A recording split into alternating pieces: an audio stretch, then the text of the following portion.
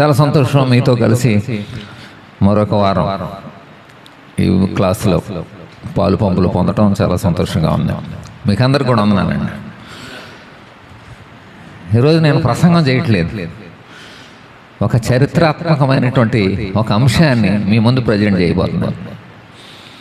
ఇది ప్రతి దైవ సేవకుడికి, ప్రతి విశ్వాసికి కూడా చాలా ప్రాముఖ్యం. ఈ సంగతి, ఈ విషయం సంఘాల్లో లేకపోతే కొంచెం వాక్యాన్ని నేర్చుకున్నటువంటి సేవకులు కూడా చాలామందికి తెలియపోవటం వల్ల చాలా తొందరపాటు చర్యలు, తప్పుడు మాటలు మాట్లాడుతూ ఉంటాం మనం చాలాసార్లు. పాత నిబంధనని చరిత్రాత్మకంగా మనం అర్థం చేసుకోవాలి. పాత నిబంధన ఇది జస్ట్ అవుట్లైన్ మనకున్న కొద్ది టైంలో. యాక్చువల్గా నాకు మళ్ళీ మీటింగ్ కూడా ఉంది. సడన్గా తమ్ముడు ఫోన్ చేశాడు, ఇందాక 4 ఫోన్ చేశాడు, అని నేను అర్జెంటుగా వెళ్ళాలని. ఇప్పుడు దాకా నేను వచ్చి అరగంట అయింది జంగారెడ్డి, పెద్ద వర్షం సిరపెట్టడం. అయినా సరే వారంలో నేను వచ్చేసాం. వచ్చి ఫోటో సెట్ తీపిచ్చి ఇప్పుడు గబగబా, ఎందుకంటే బోర్డు మీద రాస్తే మనకు టైం సరిపోదు. తర్వాత అయినా మీరు చూసుకోవచ్చు. జస్ట్ అవుట్లైన్ నేను వివరించుకుంటూ వెళ్ళిపోతాను గబగబా. నేను చెప్పాలనుకున్నటువంటి ప్రాముఖ్యమైనటువంటి సత్యం ఏంటంటే, ఈ పాత నిబంధన గ్రంథంలో ఉన్నటువంటి 39 పుస్తకాలు చరిత్రను అనుసరించి వరుసగా అమర్చలేవు. ఈ పాయింట్ మనసులో పెట్టుకోండి. పాత నిబంధనలో ఉన్నటువంటి పుస్తకాలు చరిత్రను అనుసరించి వరుసలో లేవు, సబ్జెక్టును అనుసరించి ఉన్నాయి. సబ్జెక్ట్ను బట్టి పెట్టారు. ఇప్పుడు యోబు గ్రంథం ఉందో చూడండి. యోబు గ్రంథం యాక్చువల్గా ఎక్కడ జరిగిందంటే ఆదికాండం చరిత్రలో జరిగింది యోబు గ్రంథం. ఇప్పుడు కీర్తన గ్రంథం 90వ కీర్తన మీరు తీసుకోండి. కీర్తన గ్రంథం 90వ కీర్తన మోషే రాసింది. కీర్తనల గ్రంథాన్ని, కీర్తనలన్నింటినీ కలిపి ఒక చోట పెట్టారు. కీర్తనలో పద్య కావ్య గ్రంథాలన్నీ. బైబిల్ని, ఈ పాత నిబంధన గ్రంథాన్ని ఎలా విభజించారంటే, మొదట ధర్మశాస్త్రం 5 గ్రంథాలు పెట్టారు. ధర్మశాస్త్రం అయిపోయిన తర్వాత చరిత్ర గ్రంథాలన్నీ ఒక చోట పెట్టారు. చరిత్ర గ్రంథాలను ఒక చోట పెట్టిన తర్వాత పద్య కావ్య గ్రంథాలన్నీ ఒక చోట పెట్టారు. పద్య కావ్య గ్రంథాలన్నీ ఒక చోట పెట్టిన తర్వాత ప్రవచనాత్మక గ్రంథాలు, పెద్ద ప్రవక్తలు, చిన్న ప్రవక్తలు, ప్రవచన గ్రంథాలన్నీ ఒకటి పెట్టారు.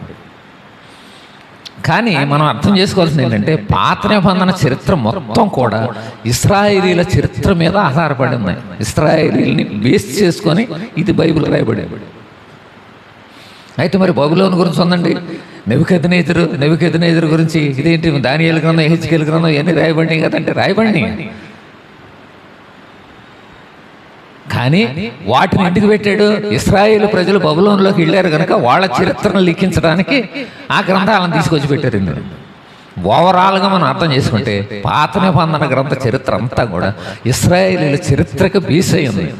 దేవుని పిల్లల చరిత్రని దేవుడు లిఖించి ప్రపంచానికి అలా దాచిపెట్టించాడు. అందువల్ల ఇది మనం తెలుసుకొని ఉండాలి, ఏది ఎప్పుడు ఉంది. ఇప్పుడు అలాగే కొన్ని కీర్తన గ్రంథం ఉంది. కీర్తన గ్రంథంలో 300 మంది రాశారు. మనం కూడా చాలాసార్లు గౌకునే అంటాం, కీర్తన గ్రంథంలో ఏదో కీర్తన తీసేసి దావీదు రాసిన కీర్తనలో 74వ కీర్తన అంటాం. కానీ ఈ 150 కీర్తనలో 73 కీర్తనలే దావీదు రాసినాయి. మిగిలిన కీర్తనలు వేరు వాళ్ళు చాలామంది రాశారు. ఇది కొంచెం అవగాహన ఉన్నప్పుడు మనం ఏమైనా దావీదు రాసిన కీర్తన అన్నాం, కీర్తన గ్రంథం 74వ కీర్తన అంటాం. అధ్యాయం అని కూడా అనకర్లా, కీర్తన అని అంటాం. అట్లా అనమాట.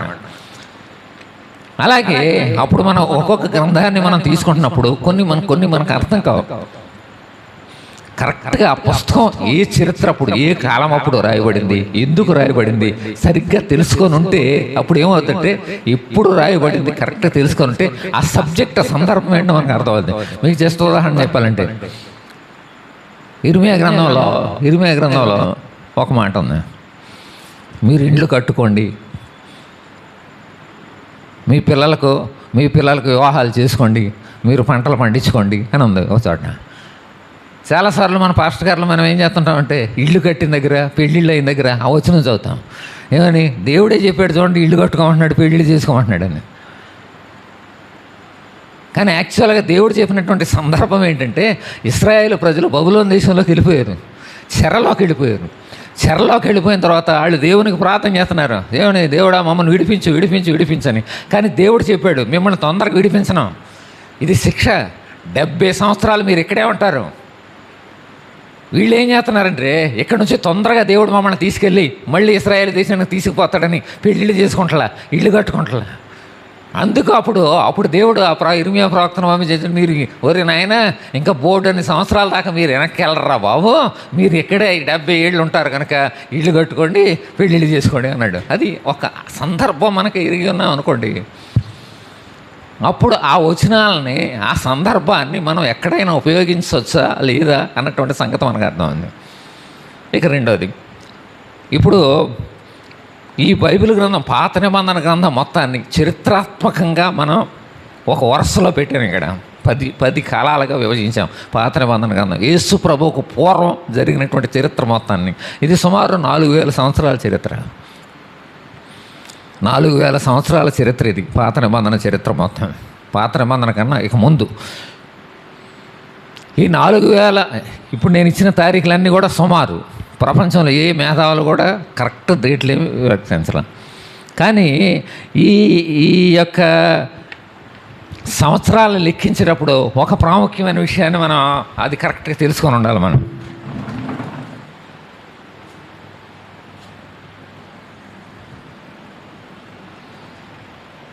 ఈ ఎన్ని సంవత్సరాలు అనుకోండి, ఈ సంవత్సరాలనేవి అసలు మొట్టమొదట సృష్టి ఏ సంవత్సరంలో ప్రారంభం అనేది అయ్యిందనేది ఎవరు కూడా తారీఖు పెట్టలే. దానివల్ల సృష్టి మొదలైన దగ్గర నుంచి ఆదాం వరకు ఇంత, అక్కడి నుంచి ఇలా వచ్చేది 1, 2, 3, 4 అని వచ్చేవి. కానీ ఎవరు కూడా ఆ తారీఖులు రాయలే. మనకు రాయబడినటువంటి తారీఖులు ఎలా ఉన్నాయి? ఆదాము ఎన్ని సంవత్సరాలు బతికాడు, ఆదాము తర్వాత హేబేలు ఎన్ని సంవత్సరాలు బతికాడు, ఇదే ఉంది. కానీ ఆ ముందు ఎన్ని సంవత్సరాలు అనేది లేదు. అందుకే ప్రపంచ చరిత్ర మొత్తం ఏమైందంటే, యేసు ప్రభు యొక్క జన్మ దగ్గర నుంచి చరిత్రని 2 భాగాలు చేశారు. యేసు ప్రభు జన్మ దగ్గర నుంచి, ఇక్కడ యేసు ప్రభు పుట్టాడు అనుకోండి, యేసు ప్రభు జన్మ దగ్గర నుంచి ప్రపంచ చరిత్రని వెనక్కి లాక్కున్నారు వాళ్ళు. యేసు ప్రభుకు ముందు ఎన్ని సంవత్సరాల ముందు అలెగ్జాండర్ చక్రవర్తి వచ్చాడు. అలెగ్జాండర్ చక్రవర్తి కన్నా ముందు ఎన్ని సంవత్సరాలు వాళ్ళు చెరలో నుంచి విడుదల పొందారు. అంతకుముందు వాళ్ళు చెరలో ఎన్ని సంవత్సరాలు ఉన్నారు. అంతకుముందు రాజులు ఎన్ని సంవత్సరాలు పరిపాలన చేశారు. వెనక్కి లెక్కేశారు. ఇది యేసు ప్రభు దగ్గర ఒకటని అనుకోండి. ఇప్పుడు మనం 2024లో ఉన్నాం. యేసు ప్రభు తర్వాత వచ్చిన వాళ్ళందరికీ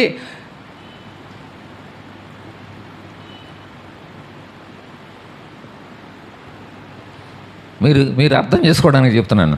యేసు ప్రభు తర్వాత నుంచి వచ్చిన చరిత్ర అంతటికి చిన్న సంఖ్య నుంచి పెద్ద సంఖ్యకి లెక్క వస్తుంది. ఇప్పుడు జాన్సన్ గారు పుట్టారు.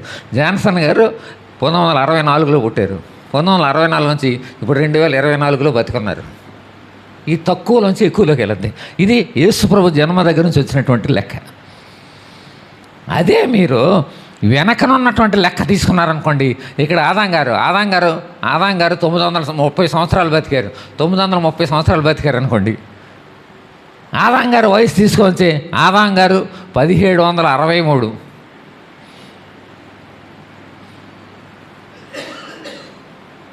పోనీ 1853 అనుకోండి, ఏదో సుమారుగా చేస్తున్నాను నేను.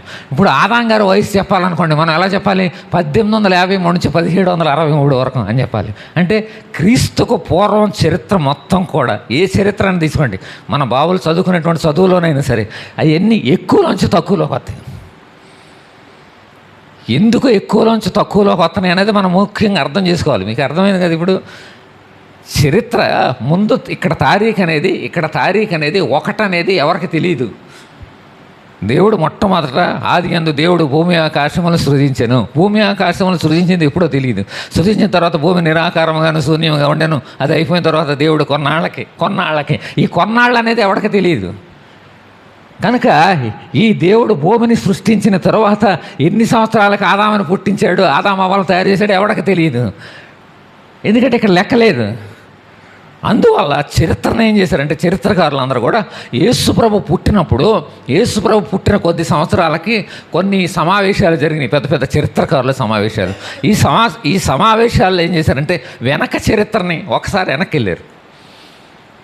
రాజుల దగ్గరికి వెళ్ళారనుకోండి, పలానా రాజుగారు సౌలు రాజుగారు 40 సంవత్సరాలు పరిపాలన చేశాడు, దావీదు రాజుగారు 40 సంవత్సరాలు పరిపాలన చేశాడు, సమూయేలు రాజుగారు 40 సంవత్సరాలు పరిపాలన చేశాడు. ఓకే, లేకపోతే ఇన్ని సంవత్సరాలు బతికాడు అని ఉంది. అబ్రహాం ఎన్ని సంవత్సరాలు బతికాడు, ఆదాం ఎన్ని సంవత్సరాలు బతికాడు, ఎన్ని సంవత్సరాలు బతికారో ఉంది, కానీ ఏ సంవత్సరం నుంచి ఏ సంవత్సరం లేదు. దాన్ని ఏం చేశారంటే చరిత్రకారులు వెనక్కి లెక్కేసుకుంటూ వెళ్ళారు. కనుక క్రీస్తుకు పూర్వం ఇది క్రీస్తుకు పూర్వం లెక్క మొత్తం కూడా ఎలా వస్తుందంటే ఎక్కువలోంచి తక్కువకి వస్తుంది. కనుక ఎక్కువలోంచి తక్కువకి వచ్చిందని కంగారు పడకూడదు మనం. ఎక్కువలోంచి తక్కువకి ఎందుకు వచ్చిందంటే చరిత్ర ఏర్పాటు చేసినప్పుడు యేసు ప్రభు జన్మని 1వ సంవత్సరంగా బేస్ చేసుకొని, ఇప్పుడు అలెగ్జాండర్ చక్రవర్తి గురించి ఎవరైనా సంవత్సరాలు చెప్పినా సరే అలాగే వస్తుంది. 330 నుంచి 280 వరకు అలెగ్జాండర్ చక్రవర్తి ఉన్నాడు, అలా వస్తుంది. అలెగ్జాండర్ చక్రవర్తి క్రీస్తుకు పూర్వం 300 సంవత్సరాలు ఆ మధ్యకాలం ఆ టైంలో ఉన్నాడు అలెగ్జాండర్ చక్రవర్తి. ఓకే, ఇప్పుడు అర్థమైంది కదా.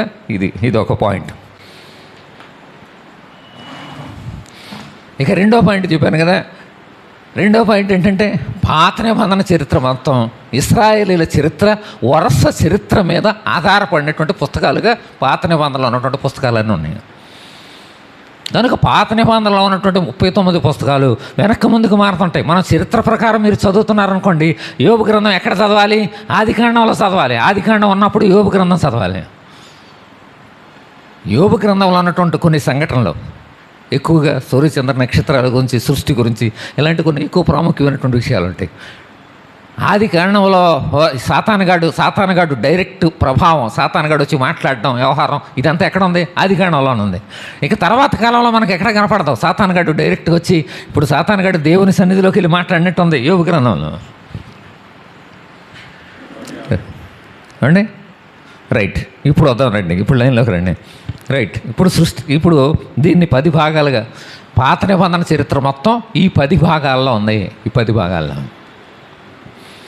ఇప్పుడు మీరు ఇది డైరెక్ట్గా రాశాను. సృష్టికాలం ఇది సుమారు 2035 సంవత్సరాలు సృష్టికాలం. పితరుల కాలం 360 సంవత్సరాలు. ఐగుప్తు నిర్గమం 400 సంవత్సరాలు. కానాను విజయం, స్వాధీనం 23 సంవత్సరాలు. న్యాయాధిపతుల కాలం 331 సంవత్సరాలు. రాజుల కాలం ఉమ్మడి రాజ్యం 120 సంవత్సరాలు. రాజుల కాలం విభజన రాజ్యం 326 సంవత్సరాలు. చెరకాలం 70 సంవత్సరాలు. చెర విడుదల కాలం 95 సంవత్సరాలు. నిశ్శబ్ద కాలం 435 సంవత్సరాలు. ఓకే, ఇప్పుడు పేపర్ తిరగేయండి మీరు.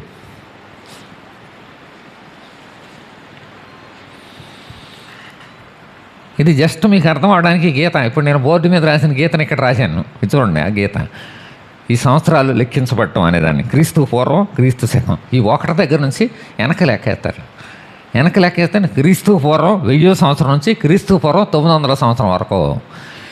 అదే క్రీస్తు శకంలో అనుకోండి, క్రీస్తు శకం 100వ సంవత్సరం నుంచి క్రీస్తు సంవత్సరం, క్రీస్తు శకం 1000 సంవత్సరం అని పైకి లెక్క వస్తుంది. పాత నిబంధన కాలంలో వెనక్కి లెక్క వస్తుంది. ఎక్కువ నుంచి తక్కువకు వస్తాయి. ఈ క్రీస్తు శకం కాలంలో తక్కువ నుంచి ఎక్కువకు వస్తాయి. ఇది మొదటి. గ్రేట్. ఇప్పుడు వరుసగా వస్తున్నాను నేను మన పాత నిబంధన వరుస క్రమంలో. పాత నిబంధన వరుస క్రమంలో సృష్టికాలం మొదట సృష్టికాలంగా ఒక డివైడ్ చేశాం. ఇది ఎక్కడ ప్రారంభమైందో తెలియదు, కానీ 2165 వరకు, అంటే క్రీస్తు పుట్టిన దగ్గరికి 2165 సంవత్సరాల వరకు చరిత్ర ఉంది ఇందులో. అంటే ఆదాము అవ్వల దగ్గర నుంచి ఉన్నటువంటి చరిత్రను లెక్కేసుకుంటే వీళ్ళు లెక్కేశారు. అంటే సుమారు 2035 సంవత్సరాలు జరిగింది ఈ సృష్టికాలం అని అంచనా వేశారు. కనుక ఈ సృష్టికాలంలో ఉన్నటువంటి పుస్తకాలు ఏంటంటే ఆదికాండం 1 నుంచి 11 అధ్యాయం వరకు జరిగినటువంటి చరిత్ర. ఇందులో ముఖ్యమైనటువంటి సంఘటనలు సృష్టి, పతనం, జలప్రళయం, బాబెలు గోపురం. ఇందులో ముఖ్యమైనటువంటి వ్యక్తులు ఆదాము, హేబేలు, హానోకు, నోవాహు. నేను కొంచెం గబగబా రాశాను. ఓకే, అందువల్ల కొంచెం రైటింగ్ మీకు అర్థం అవ్వకపోయినా కొంచెం జాగ్రత్తగా చదవండి, మీకు అర్థం అవుతుంది. ఇప్పుడు నేను చదివేటప్పుడు మీరు చూస్తే తర్వాత మీరు ధ్యానం చేయండి, వరుసగా మీరు స్టడీ చేయండి, మీకు అర్థమైపోద్ది. మీకు ఏమైనా డౌట్ ఉంటే నాకు ఫోన్ చేయండి, పర్లేదు. ఓకే, ఇది మొదటి కాలం జరిగింది ఎక్కడంటే ఈ ఆదాము దగ్గర నుంచి నోవాహు వరకు, బాబెలు గోపురం వరకు. అప్పుడు వరకు జరిగినటువంటి చరిత్రని సృష్టికాలము అని ఒక విభజన చేశారు చరిత్రకారులు. ఇక అది అయిపోయిన తర్వాత, నోవాహు అయిపోయిన తర్వాత రెండవ కాలం ఏంటంటే పితరుల కాలం. ఈ పితరుల కాలంలోనే ఈ యొక్క యోబు చరిత్ర కూడా జరిగింది. యోబు శోధన, హెబ్రీ వంశ ప్రారంభం, అబ్రహాముతో నిబంధన, ఐగుప్తుకు వెళ్ళడం. ఇందులో ఉన్నటువంటి ముఖ్యమైనటువంటి వ్యక్తులు ఎవరంటే యోబు, అబ్రహాము, ఇస్సాకు, యాకోబు, యోసేపు. ఓకే, ఇది అయిపోయిన తర్వాత చరిత్ర ఇక్కడ జరిగింది. పితరుల కాలం వచ్చింది. ఆదాము దగ్గర నుంచి నోవాహు వరకు, లేకపోతే బాబేలు గోపురం వరకు వచ్చినటువంటి చరిత్ర. ఆ తర్వాత జరిగినటువంటి చరిత్ర ఏంటంటే అబ్రహాం వంశంతో ప్రారంభమై, యోబు తర్వాత అబ్రహాం వంశంతో ప్రారంభమై యోసేపు వరకు ఒక చరిత్ర. ఇది లైన్గానే ఉంది ఆదికాండంలో. మనకు ఆదికాండం 12వ అధ్యాయం నుంచి 50వ అధ్యాయం వరకు యోబు గ్రంథం. ఓకే, ఇక్కడ వరుసలోనే ఉంది, ఇక్కడ కన్ఫ్యూజ్ అవ్వటానికి ఏమీ లేదు. రైట్. ఇప్పుడు ఒక చరిత్ర జరిగింది. ఇప్పుడు చరిత్ర ఇస్రాయేలు దేశంలో జరిగినటువంటి చరిత్ర. ఈ సంగతి మనకు అర్థం కావాలి. ఇదేంటి, ఇస్రాయేలు ప్రజలు ఇస్రాయేలు దేశంలో ఉండాలి కదా, ఐగుప్తు దేశం నుంచి మోషే గారిని విడిపించుకొని వెళ్ళడం ఏంటి అని మనకు అర్థం అవ్వాలంటే మధ్యలో జరిగినటువంటి చిన్న లింక్ మనకు అర్థం చేసుకోవాలి. ఏంటిది, యోసేపుని వీళ్ళు ఇస్రాయేల్ దేశంలోనే ఉన్నారు, యాకోబు వీళ్ళ సంతానం, వీళ్ళందరూ కూడా ఇస్రాయేల్ దేశంలో ఉన్నటువంటి టైంలో అక్కడ ఏం జరిగిందంటే కరువు వచ్చింది. ఆ కరువు రావడానికన్నా ముందు యోసేపు చిన్నవాడుగా ఉన్నప్పుడు వాళ్ళ అన్నయ్యలో యోసేపుని ఐగుప్తీయులకు అమ్మేశారు. యోసేపు వచ్చి ఐగుప్తులో పెరిగాడు, పెద్దోడయ్యాడు, అక్కడ నాయకుడు అయ్యాడు, ఒక మంత్రి అయ్యాడు. అయిన తర్వాత ఇస్రాయేల్ దేశంలో కరువు వచ్చింది. కానీ ఐగుప్తు దేశంలో దేవుడు యోసేపుకి బయలుపరిచి అక్కడ పంటను సమృద్ధిగా దాచిపెట్టి ఆహారాన్ని అమ్మటం మొదలుపెట్టారు. అప్పుడు ఇస్రాయేలు దేశంలో నుంచి వాళ్ళు ఏం చేశారంటే ఆహారం కోసం చాలామంది ఈ ఐగుప్తుకు వచ్చి ఆహారం కొనుక్కొని వెళ్తున్నారు. అప్పుడు యోసేపు యొక్క తమ్ముళ్ళు కూడా వాళ్ళ నాన్నగారు చెప్పారు, ఒరే ఐగుప్తులో ఆహారం దొరుకుతుందంటే మీరు వెళ్ళి తింటారా అంటే వాళ్ళు ఐగుప్తుకు వచ్చారు. ఐగుప్తుకు వచ్చినప్పుడు యోసేపుని గుర్తుపెట్టారు. యోసేపు గుర్తుపెట్టాడు. మొత్తం మీద ఒక కథ జరిగి తర్వాత వాళ్ళతో ఏం చెప్తారంటే ఇక్కడ సమృద్ధి అయిన ఆహారం ఉంది కనుక మీరు ఆ స్థలం వదిలిపెట్టి మీరందరూ ఇక్కడికి వచ్చేయండి అన్నారు. అప్పుడు ఇశ్రాయేలు వంశానికి సంబంధించిన ఈ యాకోబు కుమారులు అక్కడ ఉన్నటువంటి బ్యాచ్ మొత్తం వీళ్ళు ఏం చేశారంటే ఆ కానాను దేశం వదిలిపెట్టేసి ఐగుప్తు దేశం వచ్చేసారు.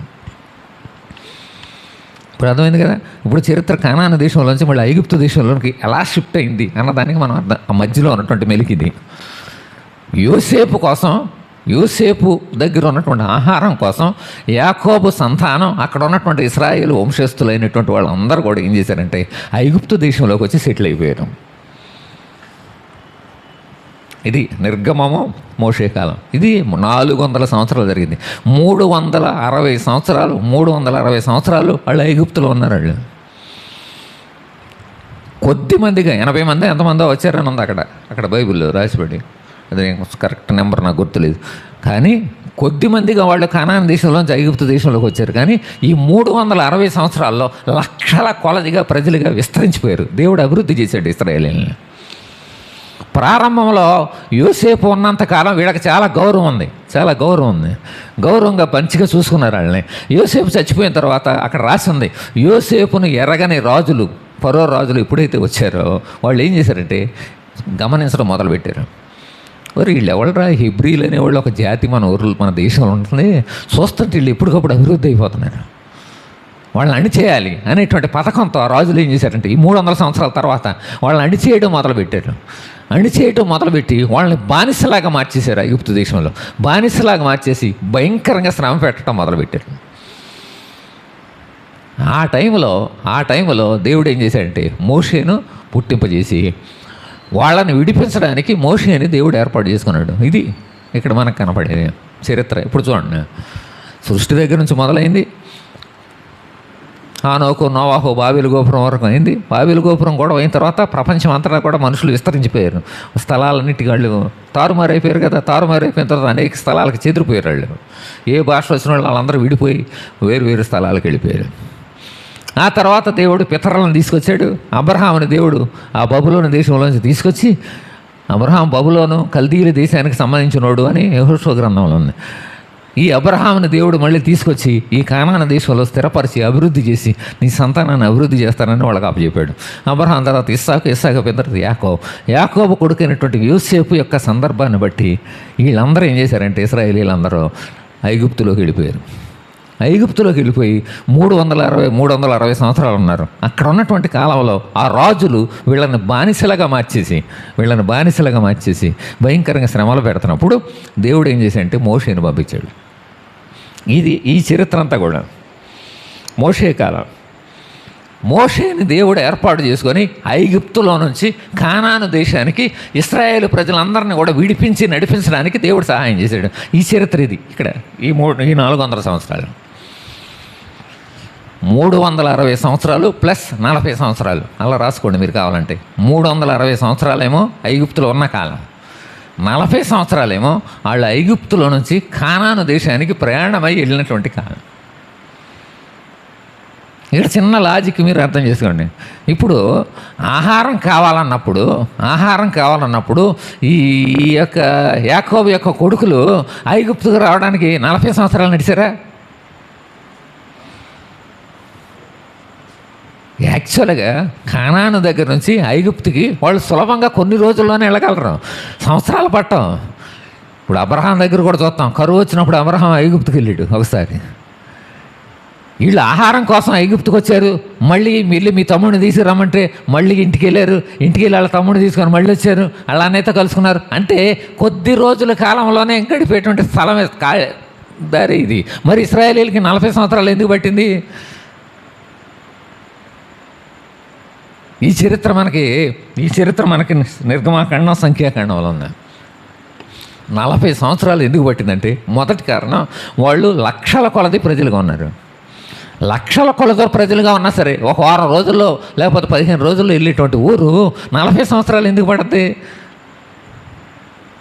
దేవుడు అద్భుతాలు చేసి ఎర్ర సముద్రాన్ని పాయలు చేసి వాళ్ళందరినీ కూడా బయటికి తీసుకొచ్చి ఆహారం మన్నా ఇచ్చి బోర్డు నీళ్లు రప్పించి ఇన్ని చేసి దేవుడు వాళ్ళని పోషిస్తే పదే దేవుడిని వాళ్ళు ఇసిగిచ్చారు. దేవునికి విరోధంగా నడుచుకున్నారు ఇశ్రాయేలీలు. అందుకే బైబిల్లో రాయబడింది, దేవుడు వాళ్ళని ఏం చేశాడంటే వాళ్ళని సరైనటువంటి దారిలో వెళ్ళలేకుండా దారి తప్పేలా చేసి ఆ కానానులు ఆ మధ్యలో ఉన్నటువంటి సీనాయి అరణ్యంలో అక్కడే గుండ్రంగా తిరగటం మొదలెట్టారు. ఒక చోట మకాం పెట్టడం, మళ్ళీ ఇంకో చోటుకి వెళ్తాం, అక్కడక్కడ ఆ అడవుల్లోనే తిరిగారు 40 సంవత్సరాలు. ఈ చరిత్ర అంతా మనకు నిర్గమాకాండం సంఖ్యాకాండంలో ఉంది. ఆ టైంలోనే దేవుడు ప్రత్యక్ష గుడారాన్ని ఏర్పాటు చేశాడు. వాళ్ళు ప్రార్థన చేసుకోవడానికి ఒక దేవుని మందిరం అలాగా ఒక వరలో పెట్టి దేవుడు అక్కడ ఏర్పాటు చేశాడు. ఇదే మనకి ఎందుకు 40 సంవత్సరాలు పట్టిందన్నదే మనం మనసులో పెట్టుకోవాలి. ఎందుకు 40 సంవత్సరాలు పట్టిందంటే వాళ్ళు దేవునికి విరోధంగా పదే దేవుడిని విసిగించడం వల్ల దేవుడు ఏం చేశాడంటే త్వరగా వెళ్ళకుండా వీళ్ళని ఇబ్బందులు పాలు చేశాడు ఈ అడవుల్లో. మోషే కూడా పాపం తిప్పలు పడతా వాళ్ళతో తిరుగుతున్నాడు. ఎన్నిసార్లు హింసించి ఎన్నిసార్లు బాధ పెట్టారో ఈ చరిత్ర అంతా చదివితే మనకు తెలిసిందే. అదే సమయంలో దేవుడు వాళ్ళకి కొన్ని ఆజ్ఞలు ఇచ్చాడు, ధర్మశాస్త్రం ఇచ్చాడు. ఈ ధర్మశాస్త్రం అంతా మనకి ఈ లేవీకాండం ద్వితీయోపదేశకాండంలో ఉంటుంది. కనుక ఈ కాలంలో జరిగినటువంటి చరిత్ర పుస్తకాలన్నీ కూడా నిర్గమాకాండం, సంఖ్యాకాండం, లేవీకాండం, ద్వితీయోపదేశకాండం, కీర్తనల 90లో ఉంది. ఇదంతా ఈ చరిత్ర అంతా కూడా ఇక్కడ జరిగినటువంటి సంఘటనలో ఐగుప్తు దాసత్వం, మోషే ద్వారా విడుదల, తెగుళ్ళు, ఎర్ర సముద్రం, మారా, మన్నా, తిరుగుబాట్లు, ధర్మశాస్త్రం, ప్రత్యక్ష గుడారం, 40 సంవత్సరాల యాత్ర. ఇది ఈ టైంలో జరిగిన చరిత్ర. ముఖ్యమైనటువంటి వ్యక్తులు మోషే, అహరోను, మిర్యాము, ఎలియాజరు, కోరాహు, బిలాము, ఫినెహాస్.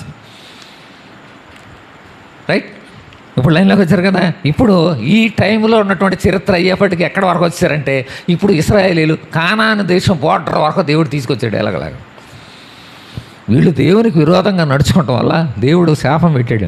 ఇక్కడ బయలుదేరిన వాళ్ళు మీరు చివరికి చేరరా బాబా అని. ఎన్ని లక్షల మంది, సుమారు 6 లక్షలని బైబిల్ ఉంది. కాల్బలం నడిచేవాళ్ళు 6 లక్షలని ఉంది. నడవనోళ్ళు, ముసలోళ్ళు, మోసుకెళ్ళినోళ్ళు, పిల్లోళ్ళు, వీళ్ళందరూ ఇంకా ఎక్కువ సంఖ్య ఉంటుంది. ఇంతమంది జనం ఈ 40 సంవత్సరాల్లో మళ్ళీ వీళ్ళు కుటుంబాలుగా జీవిస్తున్నారు, మళ్ళీ పిల్లలు పడుతున్నారు, ఇవన్నీ జరుగుతున్నాయి. ఎందుకంటే వీళ్ళు చాలా చోట్ల ఆగిపోతున్నారు. 40 సంవత్సరాలు నడిచారు వీళ్ళు అరణ్యంలో నడిచి. ఈ కాలం జరిగేటప్పటికి ఏం జరిగిందంటే వాళ్ళు కానాను బోర్డర్ దగ్గరికి వచ్చారు. కానాను బోర్డర్ దగ్గర అంటే ఇశ్రాయేల్ దేశం యొక్క బోర్డర్ దగ్గరికి వచ్చారు. ఇశ్రాయేల్ దేశం యొక్క బోర్డర్ దగ్గరికి వచ్చిన తర్వాత దేవుడు ఏం చెప్పాడంటే మోషే నువ్వు కూడా ఇక్కడతో ఆగిపోమనండి. మోషే కూడా అక్కడతో ఆగిపోయాడు. అప్పుడు దేవుడు యెహోషువ కాలేబు అనేవాళ్ళు ఇద్దరే, మొదట బయలుదేరిన వాళ్ళలో యెహోషువ కాలేబు అనేవాళ్ళు ఇద్దరే ఇప్పుడు అటువైపు వెళ్తున్నారు. అంటే తర్వాత పుట్టినటువంటి ఈ 40 సంవత్సరాలు పుట్టిన జనం మళ్ళీ లక్షల కొలది జనం అన్నారు. వీళ్ళందరిని వేసుకొని ఈ మోషే యెహోషువ గారి నాయకత్వంలో కానాను దేశంలోకి వీళ్ళు ప్రవేశించారు. ఇది 4వ పాయింట్. ఓకే, కానాను దేశంలో కానానుపై విజయం, స్వాధీనం. కనుక ఇది యెహోషువ గ్రంథంలో ఉంది. ఈ ముఖ్యమైనటువంటి సంఘటనలు: సిద్ధపాటు, గూఢచారులు, యోర్దాను దాటడం, ఇరుకోపై విజయం, హాయిపై గెలుపు, కనాను స్వాధీనం, ఆకాను పాపం, 12 గోత్రాల విభజన పంచి ఇవ్వడం. ముఖ్యమైనటువంటి వ్యక్తులు యెహోషువ, కాలేబు, రాహాబు, ఆకాను. వీళ్ళు ముఖ్యమైనటువంటి వ్యక్తులు ఈ గ్రంథంలో ఉన్నవాళ్ళు. ఇప్పుడు యెహోషువ గ్రంథం చదివిన తర్వాత మనకేమర్థమవుతుందంటే, ఇశ్రాయేలీలు ఐగుప్తు దేశంలోంచి మోషే ద్వారా విడిపించబడి, మొత్తానికి ఎంతమంది అయితేనే ఇశ్రాయేలీలే లెక్క, వాళ్ళ పిల్లలే కదా, మొత్తం మీద వాళ్ళందరూ కలిసి 40 సంవత్సరాల తర్వాత కానాను దేశంలోకి ప్రవేశించారు. కానాను దేశంలో ప్రవేశించి యెహోషువ నాయకత్వంలో కానానులో ఉన్నటువంటి అప్పటికే చాలామంది అన్ని రాజులు వచ్చి ఆ కానాను దేశంలో వాళ్ళ స్థావరాలు ఏర్పాటు చేసుకున్నారు. ఎరుకో కానీ హాయి కానీ యెహోషువ నాయకత్వంలో వీళ్ళందరూ కూడా వాళ్ళ మీద దాడి చేసి ఆ దేశాలన్నింటినీ జయించి కానాను అంతటిని కూడా దేవుడు స్వాధీనపరిచాడు. కానాను స్వాధీనం అయిపోయిన తర్వాత ఏం జరిగిందంటే, 12 గోత్రాలు ఉన్నారు వీళ్ళు. ఈ 12 గోత్రాల వరకు అదంతా కూడా పంచిపెట్టించాడు. ఒక్కొక్క గోత్రం వాళ్ళకి ఒక ఏరియా. ఇప్పుడు వీళ్ళందరూ కూడా అన్ని గోత్రాల వాళ్ళు కలిసిపోయినారు. వీళ్ళందరూ ఎక్కడెవరు ఉండాలి అనేటువంటి కన్ఫ్యూజ్ రాకుండా దేవుడు ఏం చేశాడంటే వాళ్ళ 12 గోత్రాలకు విభజన చేశాడు. యాక్చువల్గా యాకోబు 12 మంది కుమారులు, 12 మంది కుమారులకు 12 గోత్రాలు ఇవ్వాలి. కానీ దేవుడు ఏం చేశాడంటే లేవీయులు అనేటువంటి ఒక గోత్రం వాళ్ళకి నేను మీకు ఏం స్థలం ఇవ్వను, మీరు అన్ని ఊర్లో ఉండాలి, ఈ దేశం అంతటా ఉండాలి, అన్ని గోత్రాల మధ్యలో లేవీయులు ఉండాలి. ఎందుకంటే దేవుని యొక్క యాజకత్వం చేయాలి, ప్రజల్ని దేవునిలో నడిపించాలి. కనుక లేవీయులకి ఆస్తి ఇవ్వాలి. అయితే యోసేపుకున్నటువంటి ఇద్దరు కుమారులు ఏమండి, యోసేపుకున్నటువంటి ఇద్దరు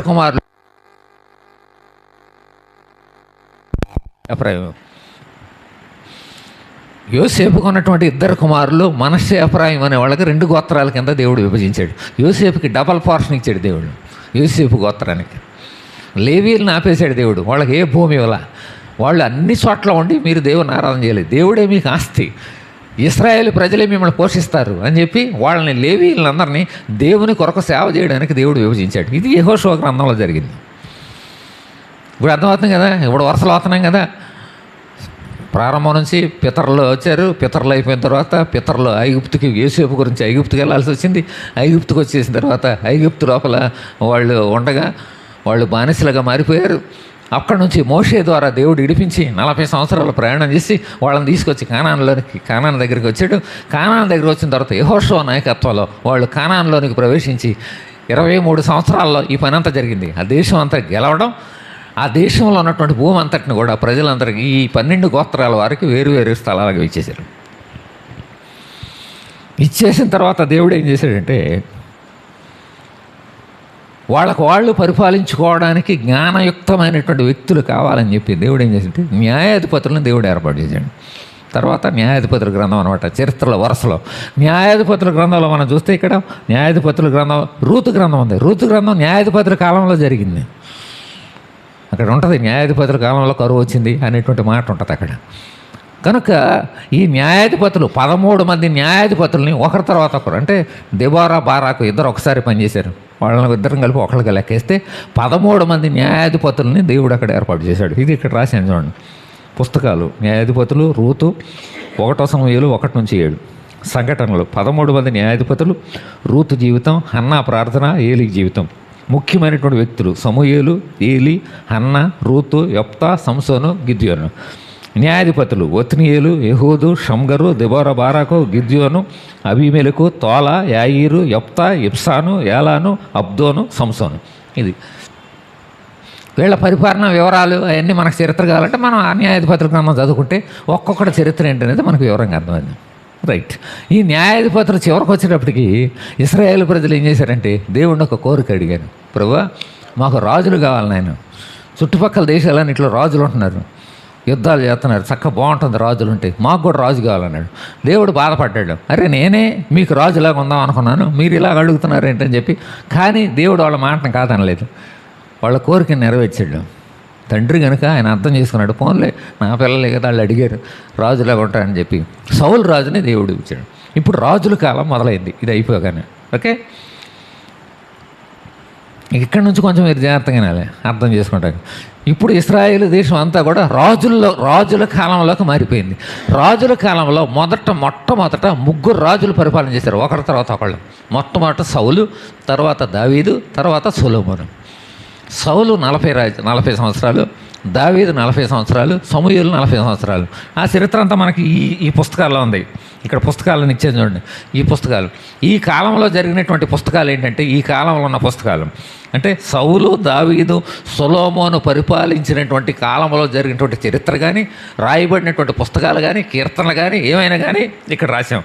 1 సమూయేలు 8 నుంచి 31, 2 సమూయేలు 1 రాజులు 1 నుంచి 11, 1 దినవృత్తాంతాలు, 2 దినవృత్తాంతాలు 1 నుంచి 9, కీర్తనలు, సామెతలు, ప్రసంగి, పరమగీతాలు.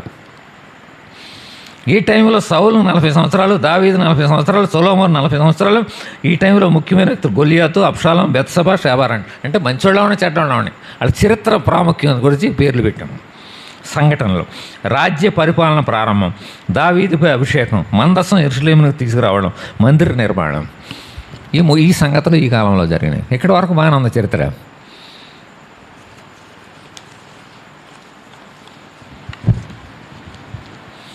ఇది అయిపోయిన తర్వాత, సొలొమోను అయిపోయిన తర్వాత ఇశ్రాయేల్ దేశంలో గొడవలు వచ్చినాయి.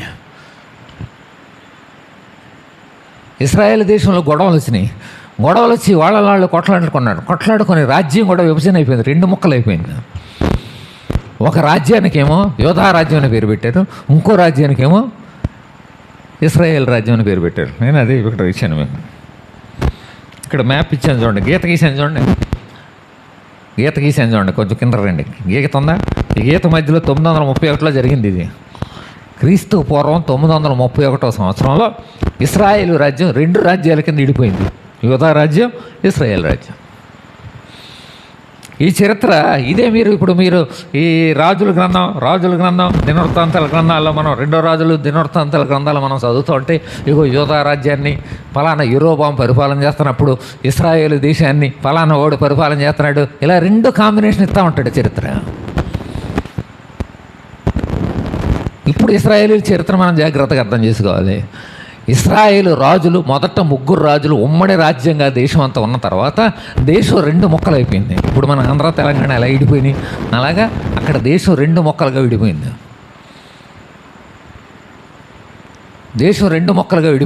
యూదా రాజ్యం, ఇశ్రాయేల్ రాజ్యం. ఇక్కడ నేను మ్యాప్ ఇచ్చాను చూడండి కింద. ఇది యూదా రాజ్యం.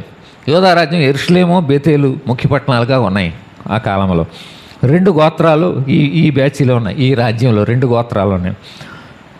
ఈ యూదా రాజ్యం యొక్క రాజులు ఇక్కడ 20 మంది పేర్లు ఇచ్చాను. ఒక్కొక్క రాజు ఎన్ని సంవత్సరాలు పరిపాలన చేశాడు ఇచ్చాను నేను ఇక్కడ. లెఫ్ట్ సైడ్ యూదా రాజులు వీళ్ళందరూ కూడా 20 మంది రాజులు ఈ దేశాన్ని పరిపాలన చేశారు. ఇదే టైంలో ఇశ్రాయేల్ రాజ్యం పరిపాలన జరుగుతుంది. ఈ పక్కన ఇశ్రాయేల్ రాజ్యం, ఇది షమ్రోను, సమరియా ముఖ్య పట్టణాలు ఉన్నాయి. 10 గోత్రాల వాళ్ళ యొక్క సంబంధించిన భూములన్నీ ఇశ్రాయేల్ రాజ్యంలో ఉన్నాయి. ఈ ఇశ్రాయేల్ రాజ్యాన్ని 19 మంది రాజులు పరిపాలన చేశారు.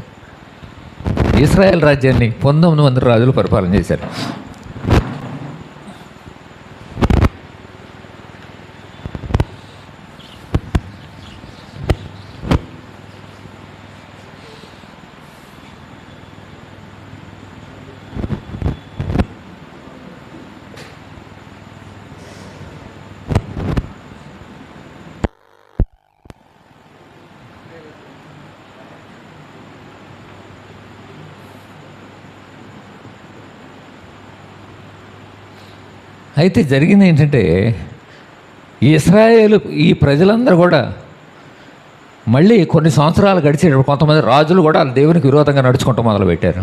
ప్రజలు కూడా దేవునికి విరోధంగా నడుచుకుంటూ మొదలుపెట్టారు. దేవుడు అనేక మంది ప్రవక్తలతో హెచ్చరిక చేయటం మొదలుపెట్టాడు. యెషయా, ఇర్మియా ఇలాంటి వాళ్ళు చాలామందితో హెచ్చరిక చేసి మీరు మారంటారా బాబు, మీ బతుకు మార్చుకోండి, లేకపోతే మీరు నాశనం అయిపోతారు, దేవుడు మిమ్మల్ని చెర తీసుకుపోతాడు అని ఎన్నిసార్లు చెప్పిన వాళ్ళు వినకపోయేవాడు. దేవుడు చూచి కొన్ని సంవత్సరాలకి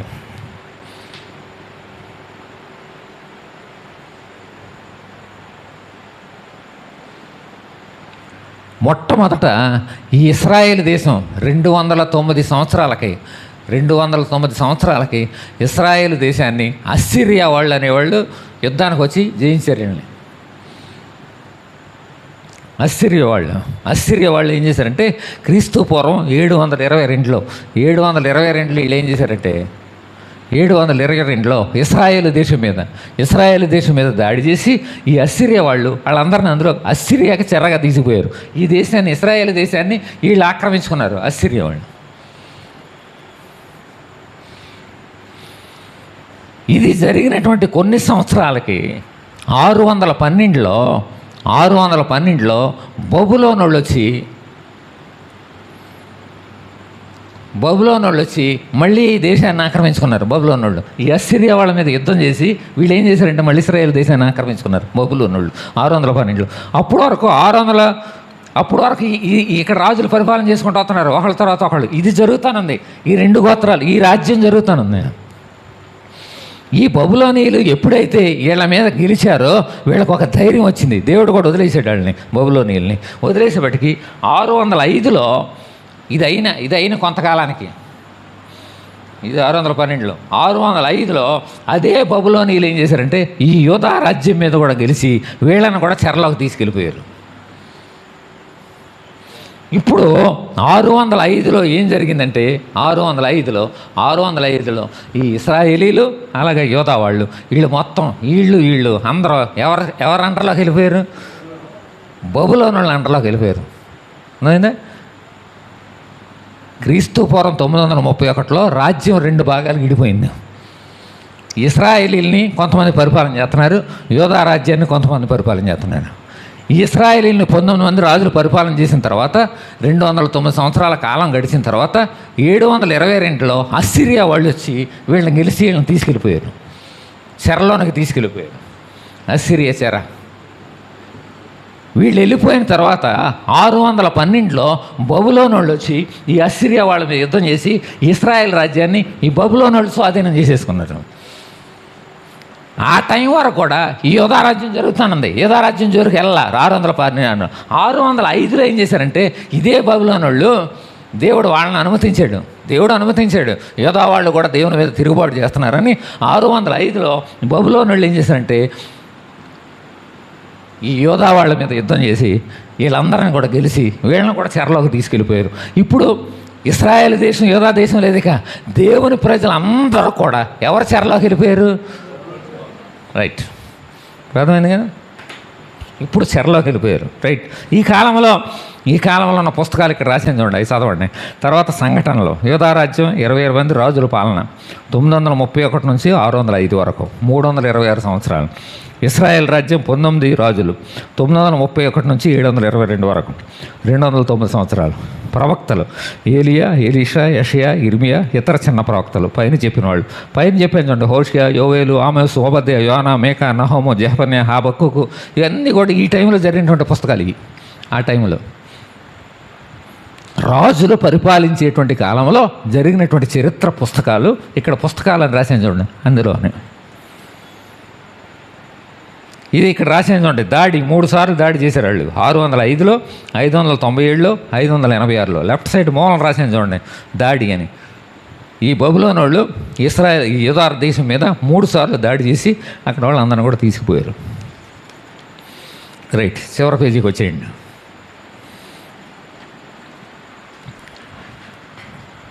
మొన్నటిదాకా వాళ్ళిద్దరు 2 రాజ్యాలుగా ఉన్నారు. ఇప్పుడు 2 రాజ్యాలు అందరూ కూడా ఎవరు ఆధీనంలోకి వెళ్ళిపోయారు? బబులోను వాళ్ళు అది చెరలోకి వెళ్ళిపోయారు. ఇక్కడ దేశం ఎక్కడే ఉంది? బలమైనటువంటి వాళ్ళని, ఉపయోగపడే వాళ్ళందరినీ వాళ్ళు చెర తీసుకుపోయారు. బబులోనులో ఇశ్రాయేలీలకి 70 సంవత్సరాలు చెరలో ఉన్నారండి. 70 సంవత్సరాలు దేవుడు వాళ్ళని అక్కడ పెట్టాడు.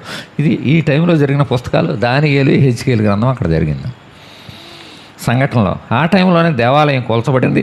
దానియేలు, షడ్రక్, మేషక్, అబేద్నెగోల విజయం ఇవన్నీ కూడా ఉంటుంది. ఈ వ్యక్తులు దానియేలు, షడ్రక్, మేషక్, అబేద్నెగో, నెబుకద్నెజరు, బెల్షాజరు, దర్యావేషు, బబులోను పతనం, రైట్. ఇలా ఉండగా ఈ 70 సంవత్సరాలు అయిపోయిన తర్వాత దేవుడు చెప్పాడు 70 సంవత్సరాలు చెరలో పెడతాను, ఆ తర్వాత మమ్మల్ని విడిపిస్తానని. దేవుడు ఏం చేశాడంటే పారసీకపు దేశం, బబులోను పతనం అయింది, పారసీకపు దేశం రాజు వచ్చాడు. ఇక్కడ కొంచెం కన్ఫ్యూజ్గా ఉంటుంది, ఇది మనం కొంచెం జాగ్రత్త చూడాలి. ఇప్పుడు చెరలో ఉన్నారు 70 సంవత్సరాలు. చెరలో నుంచి విడుదల అయ్యే కాలం వచ్చింది.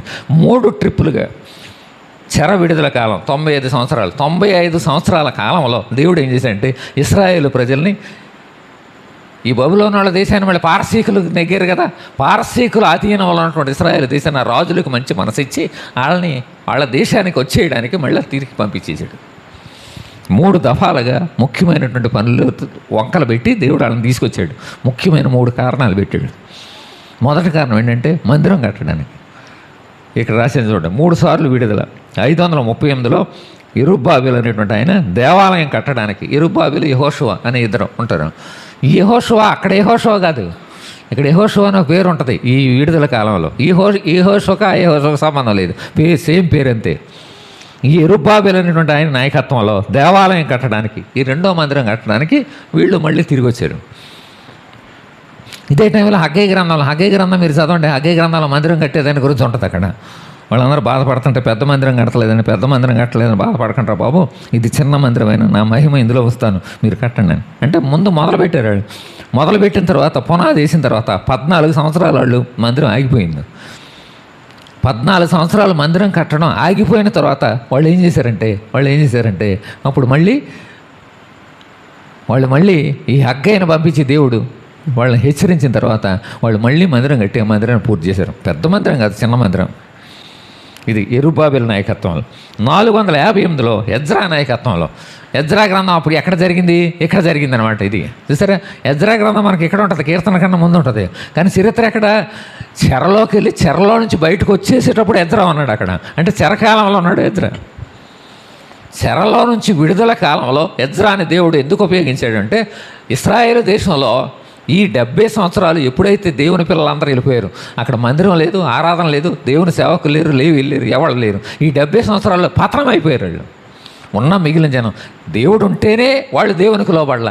దేవుని సన్నిధి లేకపోతే ఇంకేమైపోతారు? మొత్తం నాశనం అయిపోయారు. అందుకే దేవుడు ఏం చేశాడంటే ముందు మందిరం కట్టించాడు. మందిరం కట్టిన తర్వాత ఎజ్రాని పంపించి వాళ్ళందరినీ సంస్కరించడం మొదలుపెట్టాడు. ఎజ్రా గ్రంథం మనం చదివితే అది కనపడింది. ఇప్పుడు ఎజ్రా గ్రంథం మీరు చదువుతున్నారు అనుకోండి, ఏ కాలం గుర్తుకు రావాలి మీకు? ఎజ్రా గ్రంథం ఎప్పుడు జరిగిందో, ఎప్పుడు ఇశ్రాయేలు ప్రజల్ని పురుకొల్పాడంటే వాళ్ళు బబులోనులో నుంచి తిరిగి వచ్చేసిన తర్వాత దేవుడు ఎజ్రాని పంపించి వాళ్ళ జీవితాలు మార్చడానికి వాళ్ళని పరిష్కరించాడు. అది 2వ. ఇక అదే అయిపోయిన తర్వాత దేవుడు నెహమ్యాని వాడుకున్నాడు. నెహమ్యా గ్రంథం కూడా అక్కడే ఉంటుంది, కీర్తనల ముందే ఉంటుంది మనకి. నెహమ్యా అనే దేవుడు ఇది కూడా ఇక్కడైతే ఉంది. ఇర్మియా గ్రంథంలో హగ్గై గ్రంథమేమో అక్కడ ఉంది. హగ్గై గ్రంథం ఎప్పుడు జరిగిందో ఎజ్రా నెహమ్యా గ్రంథాలు అప్పుడే జరిగినాయి. ఎజ్రా నెహమ్యా గ్రంథాలేమో కీర్తన గ్రంథానికి చాలా ముందు ఉన్నాయి, యోబు గ్రంథానికి ముందు ఉన్నాయి. మరి హగ్గై గ్రంథం ఏమో జకర్యా గ్రంథం ఏమో అక్కడ ఉన్నాయి. అర్థమవుతుంది కదా? మనం చరిత్ర తీసుకున్నప్పుడు దీన్ని ఒకసారి పోల్చుకోవాలి. మనం హగ్గై గ్రంథాన్ని చదివేటప్పుడే మీరు ఎజ్రా నెహమ్యా గ్రంథాన్ని చదివేటప్పుడే హగ్గై జకర్యా గ్రంథాలు చదవాలి. అప్పుడు మీకు అర్థమవుద్ది చెరలో నుంచి వాళ్ళని విడుదల తీసుకురావడానికి దేవుడు ఎలాగ వాళ్ళని వాడుకున్నాడు. దేవుడు నెహమ్యాని ఇంకొక వంకలో తీసుకొచ్చాడు. ఏ వంక అంటే యెరూషలేము చుట్టూరు గోళ్ళ గుమ్మాలన్నీ పడిపోయినాయి, కాల్చేశారు. ఒక ఆయన వచ్చి చెప్పాడు, అయ్యా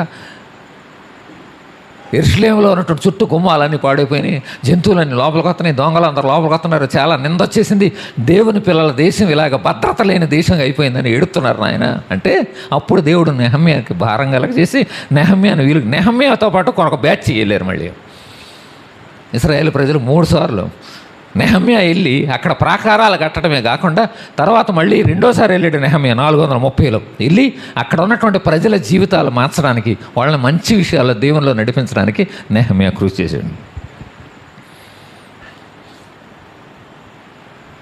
ఓకే, ఇది ఇక్కడ జరిగిన ఈ బైబిల్లో ఉన్నటువంటి చరిత్ర. ఎజ్రా నెహమ్యా ఇది జరిగినటువంటి చరిత్ర. ఎస్తేరు గ్రంథం ఇది కూడా ఈ టైంలో జరిగింది, చెర విడుదల కాలంలో. ఎజ్రా, నెహమ్యా, ఎస్తేరు, హగ్గై, జకర్యా, మలాకి.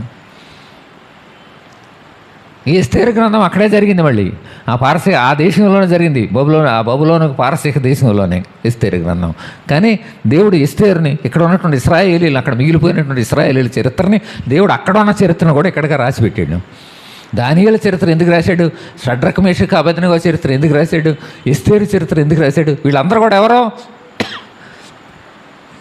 వీళ్ళందరూ దేవుని పిల్లలు, ఇశ్రాయేలీల చరిత్రని దేవుడు ఇందులో లిఖించి ఉంచడానికి వాళ్ళ చరిత్రను కూడా రాశాడు. రైట్, ఇప్పుడు చివరికి వచ్చేస్తున్నాం. ఇది ఇక్కడ కొంచెం బాక్స్ ఇచ్చాను చూడండి. ఈ బాక్స్లో ఆ దేశాలను ఎవరు పరిపాలన చేశారు? బబులోనీయులు అయిపోయిన తర్వాత 539 నుంచి 530 కోరిష్ రాజు పరిపాలన చేశాడు. కోరిష్ రాజు తర్వాత కెంబ్రినేస్ అనేవాడు పరిపాలన చేశాడు. కెంబ్రినేస్ తర్వాత గమాటా అనేవాడు పరిపాలన చేశాడు. గమాటా తర్వాత దర్యావేషు పరిపాలన చేశాడు. ఈ చరిత్ర ఉంది మనకు కొంత దానియేలు గ్రంథంలో, ఎస్తేరు గ్రంథంలో. ఇది అయిపోయిన తర్వాత అహష్వేరోషు అనేవాడు. అహష్వేరోషు అన్నవాడే ఎస్తేరు భర్త. ఎస్తేరు చరిత్ర జరిగేటప్పటికి ఎంత వెనక్కి వచ్చిందో చూడండి. ఎస్తేరు చరిత్ర ఎప్పుడు జరిగింది?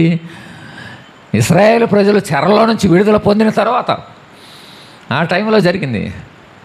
ఇది ఎస్తేరు గ్రంథం. తర్వాత అర్తహషస్త అనేటువంటి రాజు, ఆ టైంలోనే నెహమ్యా ఈ దేశానికి వచ్చి ఈ దేశంలో ఉన్నటువంటి ప్రజల్ని సంస్కరించడానికి దేవుడు పూనుకున్నాడు. ఇది 95 సంవత్సరాలు జరిగింది. ఇక తర్వాత 430 నుంచి క్రీస్తు పుట్టే వరకు, యేసుప్రభు పుట్టే వరకు, క్రీస్తు పూర్వం 5వ సంవత్సరం వరకు దేవుడు ఏం చేశాడంటే ఇశ్రాయేలీల చరిత్రను ఆపేసాడు. వీళ్ళని ఎంత చేసి మళ్ళా తీసుకొచ్చి వెనక్కి పెట్టినా సరే ఇశ్రాయేలీలు ఇంకా లోపడతలే, ఇంకా దుర్మార్గంగా, ఇంకా అన్యాయం ఉన్నాడు. అప్పుడు దేవుడు తాను చేసుకున్న వాగ్దానాన్ని, నిర్ణయాన్ని, యేసుప్రభుగా ఈ భూలోకానికి రావాలన్నటువంటి తీర్మానాన్ని నెరవేర్చడం కోసం యేసుప్రభు ఏం చేశాడంటే, దేవుడు ఏం చేశాడంటే నిశ్శబ్ద కాలంగా సుమారు 400 సంవత్సరాలు ప్రవక్తలు లేరు, పుస్తకాలు లేవు, ఏమీ లేకుండా దేవుడు వదిలేసి చరిత్ర ఆగిపోలే. చరిత్ర జరుగుతానంది. కానీ 400 సంవత్సరాలు దేవుడు ఏం చేశాడంటే యేసుక్రీస్తు ప్రభు ఈ లోకానికి వచ్చిన తర్వాత ఈ లోకంలో స్వార్థ ఎలా వ్యాప్తి చెందాలన్న దానికి దేవుడు ఈ ప్రపంచాన్ని సిద్ధపరిచిన కాలం ఇది. నిశ్శబ్ద కాలం అంటే యేసు ప్రభు కొరకు సిద్ధపరిచిన కాలం. ఎలా సిద్ధపరిచాడు? ఇప్పుడు అలెగ్జాండర్ చక్రవర్తి ఉన్నాడు. అలెగ్జాండర్ చక్రవర్తి ఈ టైంలో అలెగ్జాండర్ చక్రవర్తి ద్వారా ప్రపంచంలో అనేకమైనటువంటి రాజ్యాలను అలెగ్జాండర్ చక్రవర్తి జయించాడు. అలెగ్జాండర్ చక్రవర్తి ఏ రాజ్యానికి వెళ్తే ఆ రాజ్యంలో గ్రీకు భాష ప్రవేశపెట్టాడు. అనేక రాజ్యాలకు వెళ్ళడానికి అలెగ్జాండర్ మార్గాలను ఎత్తుకున్నాడు. పడవల ద్వారా దారులు ఏర్పడ్డాయి. అలాగే రోమీలు వచ్చిన తర్వాత రోడ్లు వేశారు. అలెగ్జాండర్ చక్రవర్తి దేశాలను కలిపాడు. ఎన్ని దేశాలు ఉన్నాయి ఆ దేశాలన్నిటి కూడా. ఇలాగా ఈ 400 సంవత్సరాలు దేవుడు ఏం చేశాడంటే యేసు ప్రభు రాకడ కొరకు ప్రపంచాన్ని సంసిద్ధం చేశాడు. ఈ 400 సంవత్సరాలు నిశ్శబ్ద కాలం. ఈ 400 సంవత్సరాల చరిత్ర అయితే ఉంది. బైబిల్లో చేర్చలేదు కానీ చరిత్ర ఉంది. ఉదాహరణకి అలెగ్జాండర్ చక్రవర్తి చరిత్ర, అలాగే రోమీల చరిత్ర. రైట్, ఈ 400 సంవత్సరాల్లో ఎవరు పరిపాలన చేశారు ఇక్కడ ఇచ్చాను చూడండి. 605 నుంచి 539 వరకు బబులోనీయులు, 539 నుంచి 331 వరకు పారసీకులు. అంటే బబులోన్ రాజ్యం చెరకాలం ఇది. ఈ చెరకాలం అయిపోయిన తర్వాత 331 నుంచి 143 వరకు గ్రీకులు. ఈ పారసీక రాజులు అయిపోయింది. మనకు బైబిల్లో పారసీక రాజుల వరకు ఉంటుంది చరిత్ర. పారసీక రాజులు అయిన తర్వాత ఇక గ్రీకుల చరిత్ర బైబిల్లో పెట్టలే, అది దేవుని చిత్తం అంతే.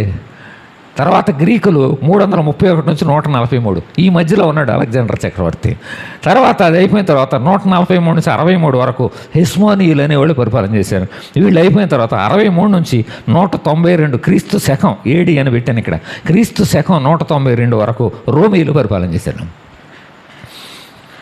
క్రీస్తుకు పూర్వం 63 నుంచి, మీరు అక్కడ రాసుకోండి, నేను రాయటం మర్చిపోయాను.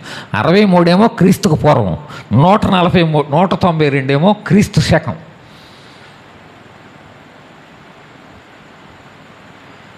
అప్పుడు యేసుప్రభు జన్మ, యేసుప్రభు యొక్క మరణం, యేసుప్రభు తిరిగి లేవడం, సంఘం విస్తరించబడి ఎలాగన ప్రపంచం అంతా సువార్త ప్రకటించబడిందో ఇంతవరకు బైబిల్ గ్రంథంలో ఉంది. ఈ 192 సంవత్సరాల చరిత్ర ఇది. రైట్, చాలా స్పీడ్గా వెళ్ళిపోయాను కదా. మళ్ళీ ఎప్పుడైనా అవకాశం వచ్చినప్పుడు మళ్ళీ ఎక్స్ప్లెయిన్ చేస్తాను. జస్ట్ ఒక్క ఐడియా కోసం అనమాట. ఇప్పుడు మళ్ళీ మొదటి పేజ్ ఒక్కసారి ఒక 5 నిమిషాలు.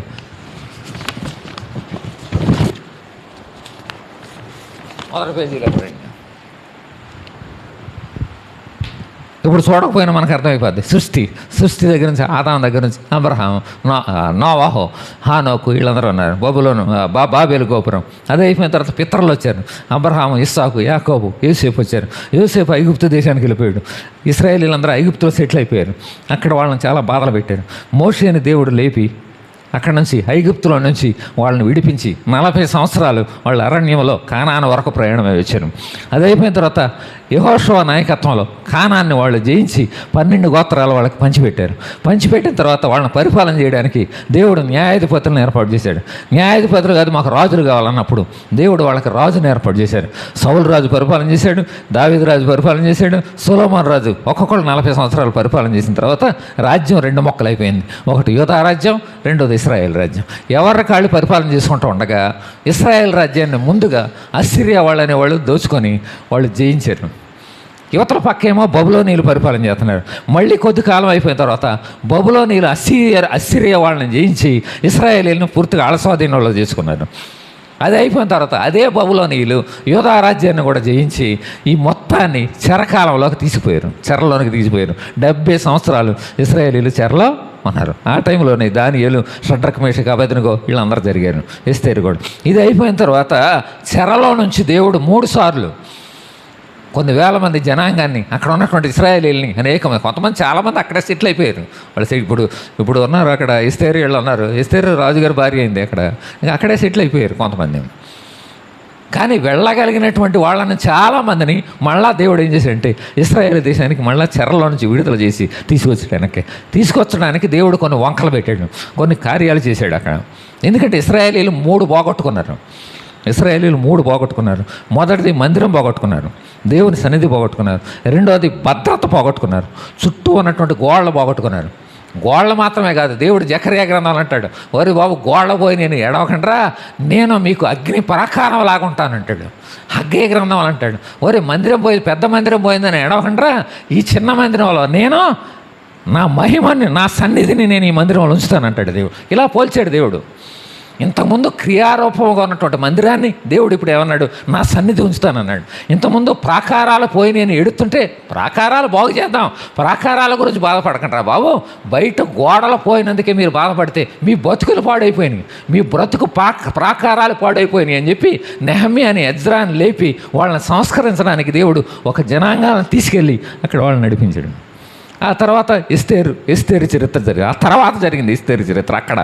ఎక్కడ పారసీక, ఆ దేశంలో బబులోను దేశం పారసీకుల దేశం అయిపోయింది. వాళ్ళ దేశంలో జరిగినటువంటి చరిత్ర. అది అయిపోయిన తర్వాత దేవుడు ఏం చేశాడంటే 400 సంవత్సరాలు నిశ్శబ్ద కాలం. దేవుడు సైలెంట్ అయిపోయాడు. ఓరి బాబు, ఎన్నిసార్లు బుద్ధి చెప్పినా మీకు మార్పు లేదురా, ఇన్నిసార్లు 70 సంవత్సరాల చెరలోంచి మిమ్మల్ని తీసుకొచ్చి మళ్ళీ మిమ్మల్ని బలపరిచి మిమ్మల్ని ఆశీర్వదించి మీ ఆశీర్వాదాలు మీకు ఇచ్చాను, మీ పంటలు అభివృద్ధి చేశాను, మీ ఆస్తులు అభివృద్ధి చేశాను, మీ మందిరం మళ్ళీ మీకు ఇచ్చాను, మీ ప్రాకారాలు కట్టుకునేలా చేశాను. ఇన్ని చేసినా మీరు చెడిపోతున్నాను. ఇక నా కొడుకు ఈ భూలోకానికి రావాలి, ఆయన మీ కొరకు రక్తం కార్చాలని చెప్పి దేవుడు ఏం చేశాడంటే యేసుక్రీస్తు ప్రభువు రాకడ కొరకు 400 సంవత్సరాలు ఈ భూలోకాన్ని సిద్ధం చేశాడు. అలా సిద్ధపరచకపోతే ఇప్పుడు మీరు గమనించండి, ఈ అసిరియా వాళ్ళు వీళ్ళు ఉన్నటువంటి కాలంలో ప్రపంచమంతటికి లింకులు లేవు. చాలా దేశాలకు ఒకరికొకరికి సంబంధ బాంధవ్యాలు లేవు, దారులు లేవు, రోడ్లు లేవు, ఓడలు వెళ్ళేటువంటి మార్గాలు లేవు. కానీ ఈ 400 సంవత్సరాల్లో యేసు ప్రభు తర్వాత శిష్యులందరూ కూడా ప్రపంచం అంతటికి వెళ్ళి సువార్త చెప్పడానికి దేవుడు మార్గాలన్నింటినీ సరళం చేశారు. ఇది జస్ట్ అవుట్లైన్ అనమాట. పాత నిబంధనని ఈ క్రమంలో మనం చదువుకుంటే ఒకసారి ఈ క్రమంలో మనం అర్థం చేసుకుంటే మనకు బాగా మనస్ఫూర్తిగా అర్థమవుద్ది. ఓకే, మళ్ళీ ఇంకోసారి ఎప్పుడైనా మళ్ళీ అవకాశం దొరికినప్పుడు మళ్ళీ దీన్ని ఇంకా కొంచెం డీటెయిల్డ్గా వివరిద్దాం. ప్రార్థన చేద్దాం. పరిశుద్ధుడా, ప్రేమ గల తండ్రి, మీకు స్తోత్రాలు. నీ అద్భుతమైనటువంటి గ్రంథాన్ని ఇన్ని వేల సంవత్సరాలు మా కొరకు కూర్చి, ఎన్ని వేల సంవత్సరాలైనా ఈ ప్రజల మనుషుల జీవితాల్లో ఎన్ని మార్పులు జరిగిన నీ వాక్యం స్థిరమైంది అని నాయన మా అందరి కోసం నువ్వు దాచిపెట్టావు. నీకు స్తోత్రాలు. దీన్ని సరిగా మేము అర్థం చేసుకోవాలి, సరిగా చదవాలి. ఈ పాత నిబంధన గ్రంథంలో ఉన్నటువంటి చరిత్రను మేము ఇష్టపూర్వకంగా ఆలోచనపూర్వకంగా చదివి ఆ జ్ఞానాన్ని ప్రభా మా జీవితాల్లో కూడా మేము ఎలా నడుచుకోవాలో నేర్చుకునే కృప దయచేయండి. ఈ రాత్రి ప్రభా నీ వర్తమానాన్ని విన్నటువంటి వీళ్ళందరి జీవితాల్లో ఆలోచన కలగచేయండి, జ్ఞానము కలగచేయండి. ఈ వాక్యాన్ని చదువుతున్నప్పుడు వివేకం మాకు అనుగ్రహించండి. ఈ కార్యక్రమాన్ని ఘనముగా ప్రతి వారం జరగడానికి కృప దయచేయండి. యేసు నామములో వేడుకొంచున్నాము తండ్రి, ఆమేన్. ఓకే అండి, అవునండి. ఆ కాగితాలు మిగిలిన వాళ్ళు కూడా ఇవ్వండి. తర్వాత మళ్ళీ ఒకరోజు అనా దీవెన. మన తండ్రి అయిన దేవుని ప్రేమ, కుమారుడు అయిన యేసుక్రీస్తు కృప, పరిశుద్ధాత్మ యొక్క సహాయం, సహవాసం, సమాధానం, సంతోషం, నెమ్మది ఇక్కడ చేరిన మనకును సర్వలోకం పరిశుద్ధులందరికీ సదాకాలము తోడేండును గాక. ఆమేన్. అందరికీ వందనాలండి. Thank you.